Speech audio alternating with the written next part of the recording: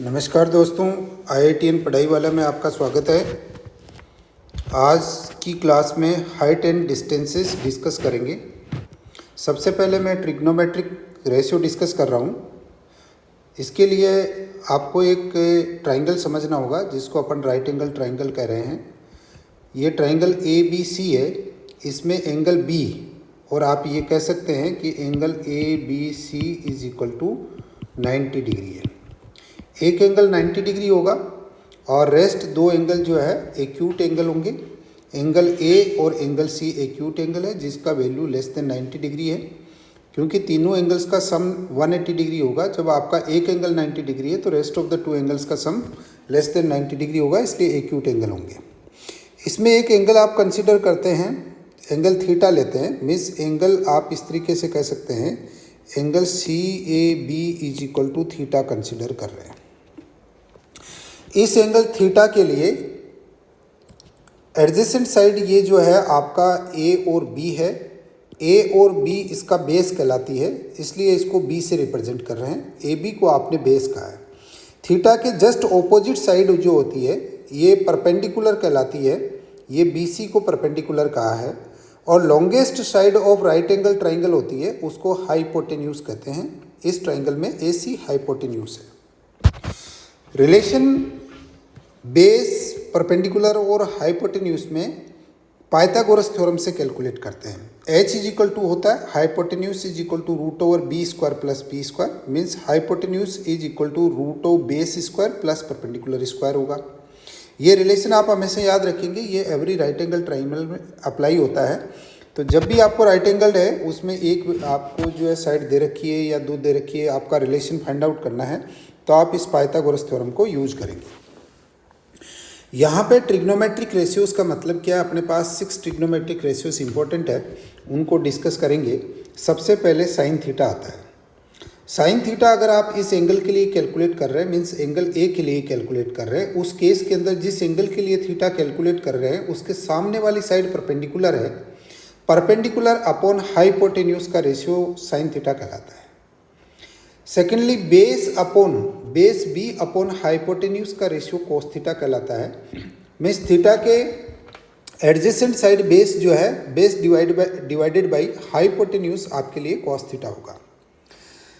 Tan theta calculate करने के लिए आपको परपेंडिकुलर बाई बेस का रेशियो लेना है। परपेंडिकुलर बाई बेस का रेशियो टेन थीटा कहलाता है। कोसेक थीटा है, ये साइन थीटा का रेसिप्रोकल है। साइन थीटा P/H है तो कोसेक थीटा H/P होगा।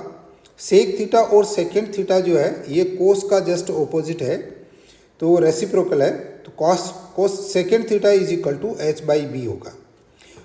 कॉट थीटा और कोटेंजेंट थीटा कहते हैं इसको, ये टेन थीटा का रेसिप्रोकल होता है, इसलिए ये B/P होगा। तो आप क्या कर सकते हैं कि cosec theta is equal to 1 upon sine theta लिख सकते हैं। आप सेक थीटा इसको सेकेंड थीटा भी कह सकते हैं, 1 अपॉन कोस थीटा लिख सकते हैं। आप cot theta is equal to 1 upon tan theta लिख सकते हैं। इस तरीके से जो है आपको ये सभी रेशियोज कैलकुलेट करना है। देखिए यहाँ पर मैं एक सिंपल सी आपको थोड़ा रिमेंबर कर सकें उसके लिए दोबारा एक बार इसको डिस्कस कर रहा हूँ, क्योंकि ट्रिग्नोमेट्रिक रेशियोज अपने आप में काफ़ी इम्पोर्टेंट है। देखिए ये लेंथ B है, ये लेंथ आपके लिए P है और ये लेंथ H है। इसके लिए यहाँ पर जो है एक टेबुलर फॉर्म में बनाने की कोशिश कर रहा हूँ, जिसके अंदर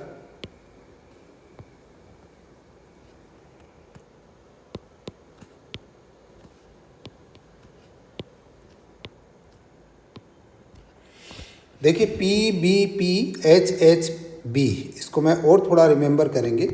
पहले मैं यहाँ पे रेशियोज लिखता हूँ, यहाँ साइन थीटा लिखूँगा, इसके अंदर कोस थीटा लिखूँगा, यहाँ टेन थीटा लिखूँगा, यहाँ कोट थीटा लिखूँगा, सॉरी यहाँ पे कोसेक थीटा लिखूँगा,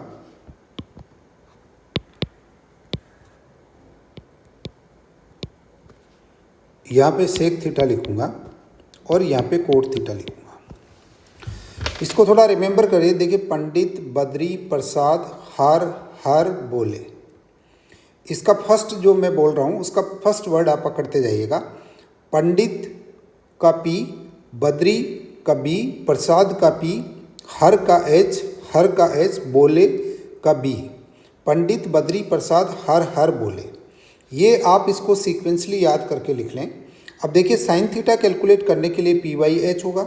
कॉस थीटा जैसे साइन थीटा आप लिखेंगे, पहले भी लिखा आपने, दोबारा लिख देता हूँ आपको याद रहे। पी बाई एच हो गया। कॉस थीटा जो इस टेबल से आप बी बाई एच लेंगे। टेन थीटा आप इस टेबल से पी बाई बी लेंगे। कॉसेक थीटा आप इस टेबल से जो है एच बाई पी लेंगे। देखिए नीचे वाला जब लिखेंगे जिसमें ये लिखा हुआ वो पहले लिखेंगे, बाकी डिनोमिनेटर में लिखेंगे। यहाँ पी बाई एच लिखा था, यहाँ पर आप एच बाई पी लिखेंगे। Sec theta is equal to आप एच बाई बी लिखेंगे और cot theta is equal to B by P होगा। इस तरीके से ये 6 ट्रिग्नोमेट्रिक रेशियोस आपको कैलकुलेट करना आना चाहिए, क्योंकि ये trigonometric ratios height and distance में काफ़ी यूजफुल आपके लिए रहेंगी।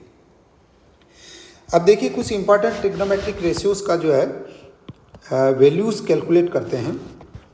उसके लिए एक टेबल फिर मैं आपके लिए बना रहा हूँ। इसके लिए देखिए आप एक टेबल बना लीजिए। इस टेबल के अंदर आप लिख लेते हैं, मैं 3 ही रेशियो आपके लिए लिख रहा हूँ। यहाँ पे देखिए 0 डिग्री लिखिए, फिर 30 डिग्री लिखिए, फिर 45 डिग्री लिखिए, फिर 60 डिग्री लिखिए और लास्ट में 90 डिग्री लिख दीजिए।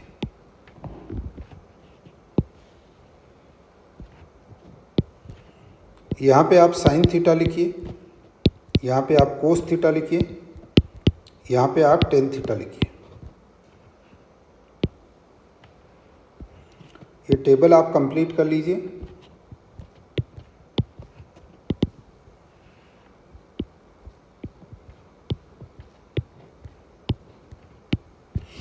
साइन 0 का वैल्यू कैलकुलेट करने की कोशिश कर रहे हैं। देखिए मैं सबसे पहले आपको अगेन ट्राइंगल वापस बना रहा हूँ। Theta is equal to P, B और एच होगा। साइन थीटा आपने क्या कैलकुलेट किया था, पी बाई एच हुआ। अगर थीटा 0 इसका मतलब पी का वैल्यू क्या हो गया, थीटा कब 0 होगा, जब आपका सी वर्टेक्स है वो बी से कोइंसाइड करेगा, तब ये वाली हाइट लेंथ 0 होगी। इसका मतलब साइन 0 बाई समथिंग आएगा तो ये इसका वैल्यू 0 आ जाएगा। तो साइन 0 का वैल्यू है वो आपके लिए 0 लगेगा। इसी तरीके से साइन 30 का वैल्यू आप कैलकुलेट करेंगे। साइन 30 का वैल्यू जो है 1/2 रहेगा। साइन 45 का वैल्यू 1/√2 रहेगा। साइन 60 का वैल्यू √3/2 रहेगा और साइन 90 का वैल्यू 1 रहेगा। साइन 90 का वैल्यू मतलब क्या है, जब ये एंगल 90 डिग्री हो जाएगा उस केस में देखिए सी बहुत ऊपर चला जाएगा तो पी और एच इक्वल हो जाएगा। इन 1, 2, 3, 4, 5 वैल्यूज़ को आप रिमेंबर रखिएगा।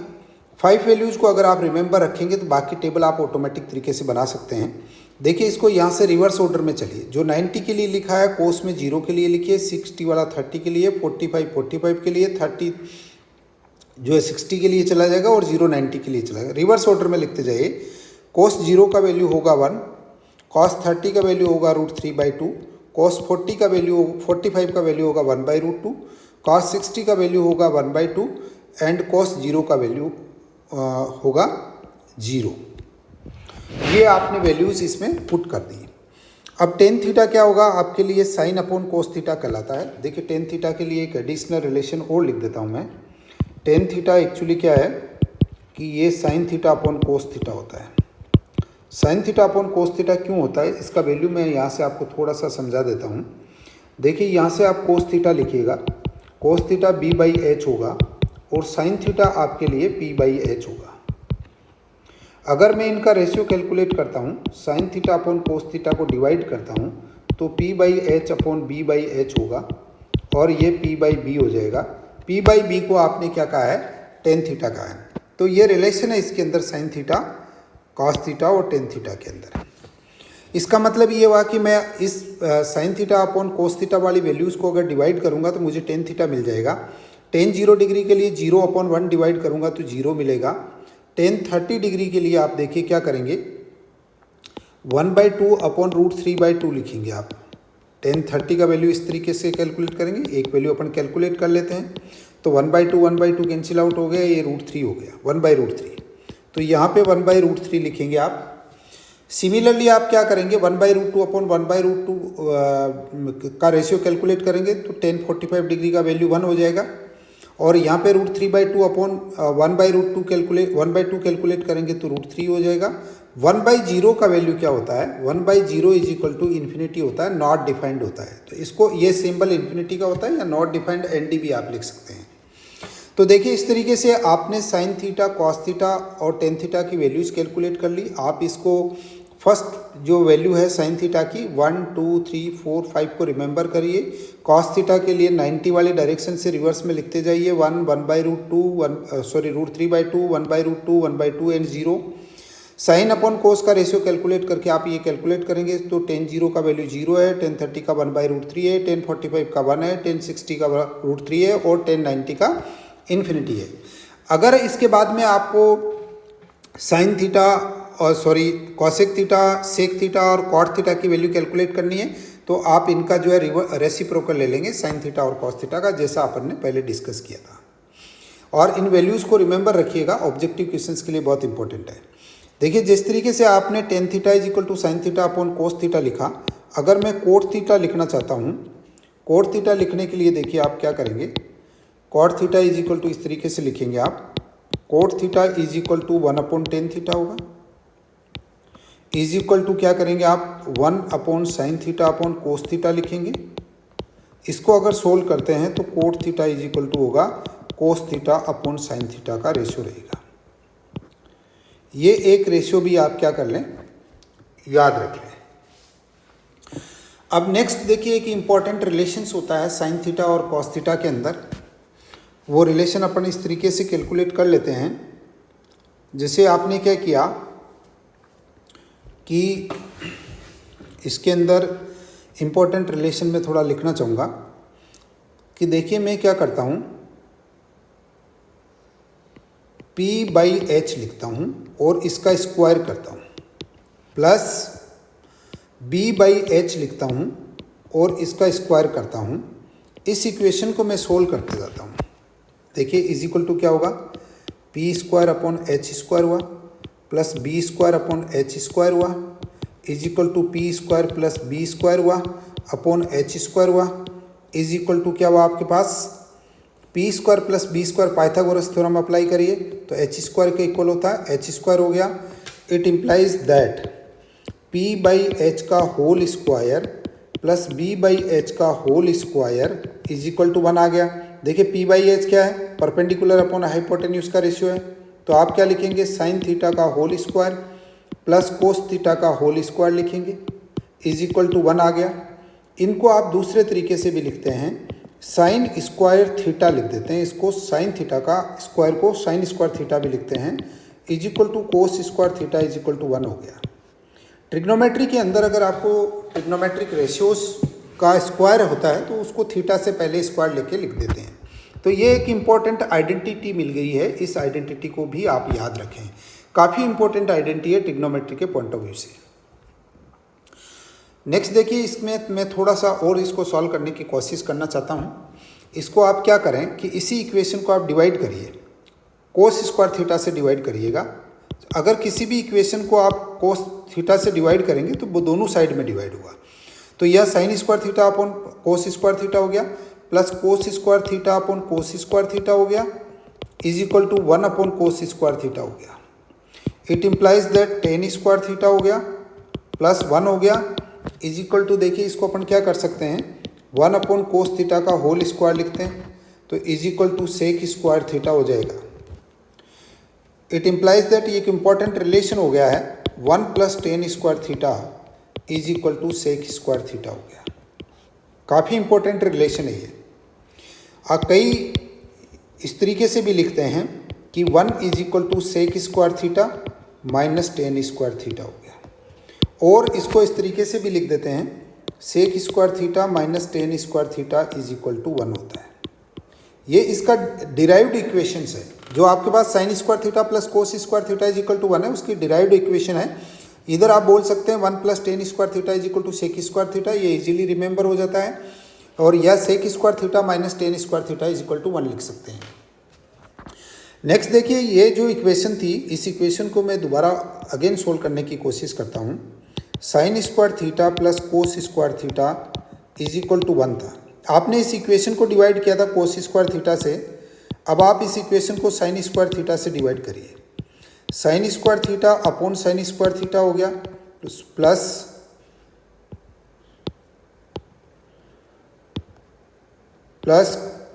कोस square theta upon sine square theta हो गया, is equal to 1 upon sine square theta हो गया।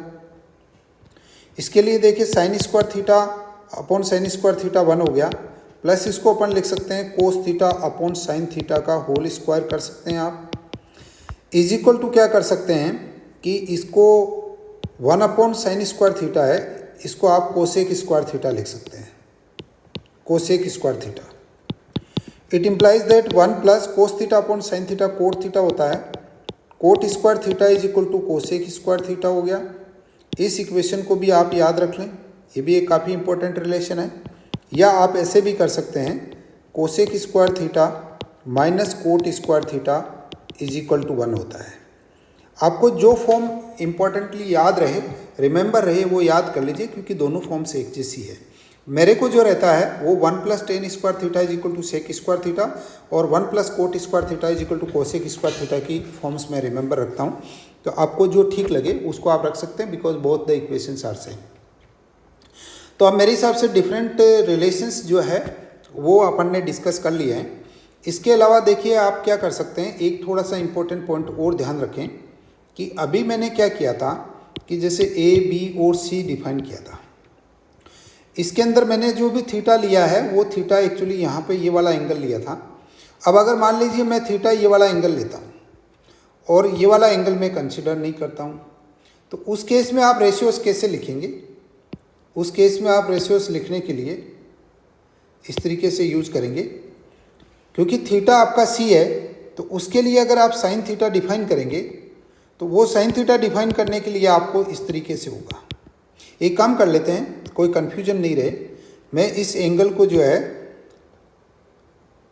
बीटा एंगल ले लेता हूँ या अल्फा एंगल ले लेता हूँ। तो sine alpha is equal to किस तरीके से आप डिफाइन करेंगे, ये अलग कलर हो गया, ये देखिए sine alpha is equal to ये होगा, साइन अल्फा के ऑपोजिट डायरेक्शन है ए बी और हाइपोटेन्यूज है ए सी, तो ए बी अपॉन ए सी होगा। इसी तरीके से कोस अल्फा के लिए अल्फा का एडजेसेंट साइड ये बी सी है, तो बी सी अपॉन ए सी होगा। और टेन थीटा अगर आप डिफाइन करना चाहते हैं तो परपेंडिकुलर ए बी है और बेस इसके लिए बी सी है। मीन्स बेस आपका एडजेसेंट साइड होगी, ऑपोजिट साइड परपेंडिकुलर होगी। ये आपको किसी भी ट्राइंगल में इंपॉर्टेंट बात ध्यान रखनी है, क्योंकि हो सकता है प्रॉब्लम के अंदर किसी भी एंगल को वो जो है आपको दे सकता है। तो बेसिक कॉन्सेप्ट जो है उसको आप इसमें अच्छी तरीके से ध्यान रखें। नेक्स्ट देखिए, हाइट एंड डिस्टेंस स्टार्ट करते हैं। बेसिक कॉन्सेप्ट्स जो ट्रिग्नोमेट्री के थे वो मैंने आपको थोड़ा बता दिया है और इसको आप अच्छी तरीके से याद रखें। अब देखिए अपन क्या करते हैं, इसके अंदर दो एंगल इम्पोर्टेंट है, एंगल ऑफ एलिवेशन। देखिए जैसा आपको नाम सजेस्ट कर रहा है, एंगल ऑफ एलिवेशन का मीनिंग क्या है। एक्चुअली मान लीजिए कि आप यहाँ पे खड़े हैं और ये हॉरिजॉन्टल सरफेस है, इस पॉइंट को मैं ओ कह देता हूँ और ये मेरे लिए एक्स हो गया। ये लाइन जो है हॉरिजॉन्टल सरफेस होगा, इसको हॉरिजॉन्टल कहेंगे। इससे देखिए अगर आप किसी पॉइंट पे ऊपर की ओर देख रहे हैं और जैसे ये वाला पॉइंट आपके लिए कुछ पॉइंट पी मान लेते हैं, देन ये angle from horizontal to this line OP is called angle of elevation. और क्योंकि आप इस OP लाइन के अलोंग देख रहे हैं तो इसको लाइन ऑफ साइट कहते हैं, लाइन ऑफ साइट कहेंगे। मीन्स आप इस लाइन के अलोंग देख रहे हैं। Angle between horizontal line and line of site is called angle of elevation. Clear हो गया?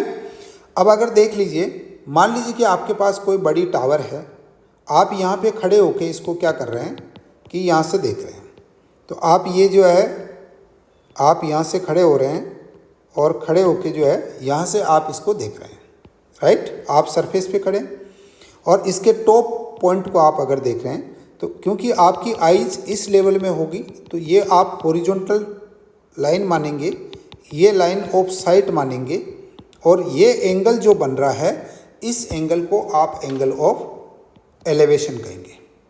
तो मेरे हिसाब से आपको एंगल ऑफ थीटा लिख देते हैं, theta is equal to angle of elevation होगा।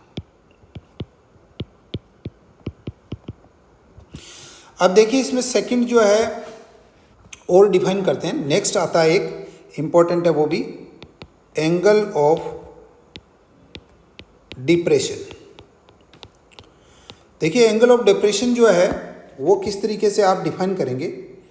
जैसे मान लीजिए कि यह आपके पास किसी आप ऊपर के पॉइंट से देख रहे हैं, अगर ऊपर के पॉइंट से देख रहे हैं तो उस केस के अंदर देखिए ये आपका हॉरिजॉन्टल लेवल। मान लीजिए कि आप किसी बिल्डिंग पे खड़े हैं और बिल्डिंग से आप नीचे की ओर देख रहे हैं तो आपके लिए जो हॉरिजॉन्टल लाइन होगी वो ये वाली लाइन है, हॉरिजॉन्टल लाइन कहेंगे इसको। और ये पॉइंट ओ ले लेते हैं और आपका जो है एक्स एक्सिस यहाँ पे ले लेते हैं। अब आप क्या कर रहे हैं कि नीचे की ओर देख रहे हैं किसी भी पॉइंट पी पे, ये हॉरिजॉन्टल सरफेस है। आप ऊपर टावर से नीचे देख रहे हैं या बिल्डिंग से नीचे देख रहे हैं, उस केस में हॉरिजॉन्टल के रेस्पेक्ट में जितना एंगल आपका डाउनवर्ड होगा उस एंगल को अपन क्या कहेंगे, एंगल ऑफ डिप्रेशन कहेंगे। एक काम करते हैं, इसको एंगल ऑफ डिप्रेशन को अपन सेपरेट वैल्यू ले लेते हैं, अल्फा ले लेते हैं। ये वाली लाइन ऑफ साइट होगी आपके लिए। थोड़ा सा आप फिजिकली इसको विजुअलाइज कर लीजिए कि आप किसी भी बिल्डिंग पे खड़े होकर नीचे देख रहे हैं तो बिल्डिंग के लेवल में जहां आप खड़े हैं वो हॉरिजॉन्टल लाइन ड्रॉ कर लीजिए। उस हॉरिजॉन्टल लाइन से नीचे की ओर जितना एंगल जा रहा है वो आपके लिए एंगल ऑफ डिप्रेशन कहलाएगा। ये एंगल ऑफ डिप्रेशन हो गया। अब देखिए आप एंगल ऑफ डिप्रेशन और ये आपको ट्रिग्नोमेट्रिक रेशियोज अच्छी तरीके से आपको समझ में आ गया होगा। इससे फिर आपको हाइट एंड डिस्टेंस की प्रॉब्लम किस तरीके से सोल्व करते हैं ये मैं थोड़ा सा आपको बताना चाहता हूँ। देखिए सबसे पहले मैं आपको एक काम करते हैं, एक सिंपल सी एग्जांपल लेके चलते हैं। अब इसमें किस तरीके से हाइट एंड डिस्टेंस की प्रॉब्लम सोल्व की जाती है। मान लीजिए कि एक कोई पॉइंट है जो आपका 20 मीटर जो है ऊपर की ओर है और इससे आपने एक लेडर लगा रखी है नीचे की ओर और वो लेडर जो है 45 डिग्री का एंगल बना रही है ग्राउंड पे। ये कोई भी पॉइंट आपने पी लिया, आपने लेडर लगा दी इस पॉइंट से और ये आपका इंटरसेक्शन पॉइंट हो गया। ग्राउंड से 45 डिग्री का एंगल बना रही है। उस केस में find the distance between the foot of the point of wall and the lower edge of the ladder. मान लीजिए ये पॉइंट ए है, ओ है, ये पॉइंट ए है। आपको ये वाले डिस्टेंस x कैलकुलेट करनी है। आप क्या करेंगे, ट्राइंगल ओ ए पी में टेन थीटा अप्लाई करिए। वो ट्रिग्नोमेट्रिक रेशियो चूज करिए जिस ट्रिग्नोमेट्रिक रेशियो से नॉन और अननोन पैरामीटर्स के बीच में रिलेशन एस्टेब्लिश होता हो। देखिए यहाँ पर आपके पास 20 मीटर गिवन है और x आपके लिए अननोन है। कौन सा आपका जो है एंगल 45 ये गिवन है, तो आप मेरे हिसाब से 20 और x क्या हो गया, ये परपेंडिकुलर है और ये बेस है। तो 1045 डिग्री आप लिखिए इसके अंदर। परपेंडिकुलर 20 है, बेस x है, 1045 का वैल्यू x है, सॉरी 1 होता है, तो then it implies that x is equal to 20 metre. ये आपको वैल्यू मिल गई। इस टाइप की जो प्रॉब्लम्स है वो हाइट एंड डिस्टेंस की प्रॉब्लम्स कहलाती है। नेक्स्ट देखिए और प्रॉब्लम सॉल्व करने की कोशिश करते हैं। इसमें एग्जाम्पल 2 ले लेते हैं। एग्जाम्पल 2 आप देखिए किस तरीके से, मैं थोड़ा सा आपको रीड आउट करके बताता हूँ। ए tower is standing vertically on the ground. देखिए आप टावर है, ये ग्राउंड पे वर्टिकली स्टैंड कर रही है। ये ग्राउंड को इस तरीके से हैच कर देते हैं, तो आप भी हैच करके रिप्रेजेंट कर सकते हैं। Angle of elevation from a point at a distance of 25 metre from the foot point of the tower to the top of the tower is 60 degree. देखिए टॉप ऑफ द टावर आप क्या करें हैं, इसने दे रखा है कि आप 25 मीटर पे खड़े हैं। 25 मीटर से अगर आप इस पे देखते हैं तो आपका एंगल ऑफ एलिवेशन जो आ रहा है वो 60 डिग्री आ रहा है। आपको हाइट कैलकुलेट करनी है। हाइट कैलकुलेट करने के लिए देखिए अगेन आपका परपेंडिकुलर अपॉन बेस का रिलेशन चाहिए। तो tan 60 डिग्री से आपको क्या होगा, h/25 होगा। tan 60 डिग्री का वैल्यू आप देख लीजिए कितना होता है। जो ट्रिग्नोमेट्रिक टेबल आपने जो लिखी थी उसको अभी मैं आपको थोड़ा सा वापस रिव्यू करवा देता हूँ। देखिए ये आपके पास जो है ट्रिग्नोमेट्रिक टेबल थी, इससे रीड आउट कर लीजिए √3 का वैल्यू है। धीरे धीरे आपको याद हो जाएगा तो आप इसको लर्न आउट कर लेंगे। आगे के एग्जाम्पल्स में मैं डायरेक्टली आपको जो है वैल्यू बताता जाऊँगा। देखिए √3 जो है √3 इज इक्वल टू h/25 हो गया। Sorry, it implies that h is equal to 25 √3 हो गया। ये आपका मीटर में था तो हाइट भी आपको मीटर में मिलेगी। इस तरीके से जो है आपको कैलकुलेट कर सकते हैं। नेक्स्ट देखिए एग्जाम्पल इसमें और डिस्कस करते हैं। एग्जाम्पल 3 है। इस एग्जाम्पल में एक इम्पॉर्टेंट बात दे रखी है, the shadow of a person is √3 times its length at some time in a day. आप देखिए पर्सन की हाइट मान लेते हैं, सर्टेन हाइट h होगी। वो ये कह रहे हैं कि जो शेडो आ रही है आपके पास, जैसे मान लीजिए कि सन यहाँ पे है तो यहाँ से नेचुरल सी बात है एक स्ट्रेट लाइन अगर आप ड्रॉ करेंगे तो ये वाला रीजन शेडो रीजन कहलाएगा। ये हाइट का पॉइंट A और B में इसकी हाइट मान लेता हूँ, ये C पॉइंट मान लेते हैं। वो कह रहे हैं shadow of a person is √3 times its length at some time of the day. इसका मतलब BC जो है वो BC is equal to √3 times h होगा। ये आपको BC गिवन है √3h, ये आपके पास गिवन है। How much will be the angle of elevation of the sun at that time. देखिए अगर मैं ये एंगल थीटा लेता हूँ तो नेचुरल सी बात है ये हॉरिजॉन्टल डायरेक्शन हो जाएगी इसके रेस्पेक्ट में। इस हॉरिजॉन्टल डायरेक्शन से यही वाला angle of elevation of the sun कहलाएगा। तो tan theta is equal to आप डिफाइन कर लीजिए h अपॉन √3h हो गया इज इक्वल टू 1/√3 हो गया। अब अगर आप थोड़ा सा रिकॉल करेंगे टेबल को तो 1/√3 किसका वैल्यू था, थीटा इज इक्वल टू इसको tan इनवर्स 1/√3 लिखते हैं। और आप उसको ऐसे देखिए कि 1/√3 कौन से tan थीटा के लिए आता था, तो आपको पता चलेगा कि ये 30 डिग्री के लिए आता था। क्योंकि टेबल आप रिमेंबर रखेंगे जो एंगल्स की है तो आप इजीली इसको जो है फाइंड आउट कर पाएंगे। Theta is equal to 30 degree है। नेक्स्ट देखिए मैं आपको और एग्जाम्पल डिस्कस कर रहा हूँ हाइट एंड डिस्टेंस के केस में। एग्जाम्पल इसके अंदर देखिए आपको इस तरीके से अपन एक सिंपल सी फार्मूला कैलकुलेट करने की कोशिश कर रहे हैं। वो ये कह रहे हैं कि length of shadow of a tower on a flat ground increases 40 metre when angle of elevation of sun decreases from 60 degree to 30 degree. ये थोड़ा सा टिपिकल प्रॉब्लम दे रखी है, बट इस टिपिकल प्रॉब्लम को समझने की कोशिश करते हैं और निश्चित रूप से आप इसको सोल्व करोगे। देखिए ये जो है आपको शेडो जो बन रही है वो इस तरीके है। मेन की हाइट जो दे रखी है h is equal to 1.5 metre दे रखी है। सॉरी ये नहीं है, h is equal to 1.5 metre नहीं है। आप इसे length of shadow of a tower on a flat ground increases 40 metre when angle of elevation of the sun decreases from 60 to 30 degree. देखिए इनिशियली क्या था, आप सन यहाँ रखिए, अगर सन यहाँ पे था तो एंगल ऑफ एलिवेशन 60 डिग्री था। अब सन की पोजीशन चेंज हो गई है और कुछ लोअर पोजीशन पे आ गया है। उस केस के अंदर आपका एंगल ऑफ एलिवेशन क्या बन रहा है कि यहाँ 60 की जगह वो 30 डिग्री हो गया है। अगर 30 डिग्री हो गया तो ये वाला एंगल 30 डिग्री हो गया। उसमें देखिए लेंथ ऑफ शेडो इंक्रीज होगी। पहले मान लेते हैं कि शेडो x थी, तो अब मेरे से 40 मीटर इसमें और इंक्रीज होगी, ऐसा ये कहना चाह रहे हैं। पर टावर की हाइट h मान लेते हैं, तो देखिए इसको पॉइंट ए बी, इसको सी ले लेते हैं, इसको डी ले लेते हैं। सबसे पहले डील करते हैं triangle A B C. Triangle A B C में आप क्या करेंगे, tan 60 डिग्री लिखेंगे is equal to h upon x लिखेंगे। tan 60 डिग्री का वैल्यू है वो आपके पास √3 होता है, तो √3 लिख दीजिए। It implies that h is equal to √3x। ये आपके पास एक इक्वेशन बन गई है। इक्वेशन को सॉल्व कर लेंगे। नेक्स्ट इक्वेशन लिखने के लिए आपको क्या करना पड़ेगा, ट्राइंगल ए बी डी करना पड़ेगा। इसके अंदर देखिए टेन 30 डिग्री लिखते हैं। परपेंडिकुलर इस ट्राइंगल के अंदर आपके पास एच होगा और बेस बी डी होगा जो एक्स प्लस 40 है। यहाँ पे टेन 30 डिग्री का वैल्यू क्या होता है, टेन 30 डिग्री 1/√3 होती है। तो it implies that √3h is equal to x plus 40। आपके पास दो तरीके हैं, √3h है, सॉरी √3h जो है वो आपके पास x प्लस 40 है। ये इक्वेशन नंबर 2 हो गई। देखिए यहाँ पर वेरिएबल h और x दो है, तो आपके पास दो वेरिएबल दो इक्वेशन होगी। आप आसानी से इसको सोल्व कर सकते हैं।